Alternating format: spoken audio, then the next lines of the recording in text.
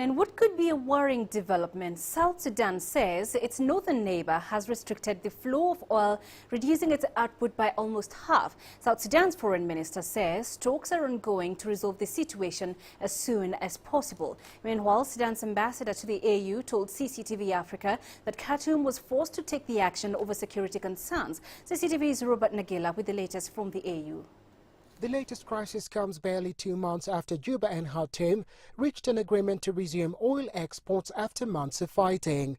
According to South Sudan, this latest situation was triggered by its neighbour Sudan after it shut down its cross-border pipeline early Tuesday. But speaking at the African Union headquarters in the Ethiopian capital Addis Ababa, Sudan's ambassador played down the developing crisis. Regarding the oil, it's on its way to Port Sudan. It is in Sudan now, and that means we are cooperating with our brothers to implement this part of the agreement. However, South Sudan's foreign minister says the move by its northern neighbour caught them by surprise.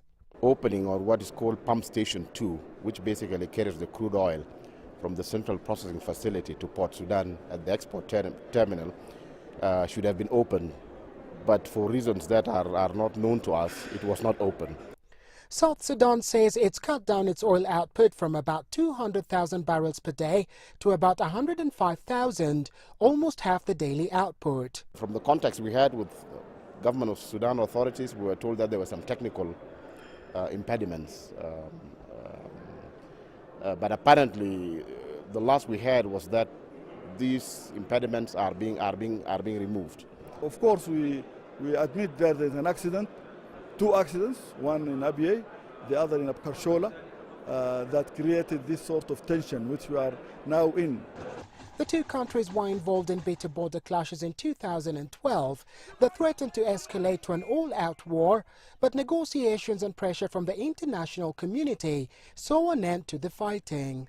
Both Presidents Bashir and Salva Kiir will be attending the summit, but it's still not clear whether the two leaders will get a chance to meet on the sidelines.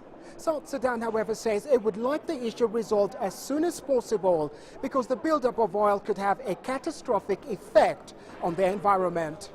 Robert Nagila, CCTV at the AU headquarters.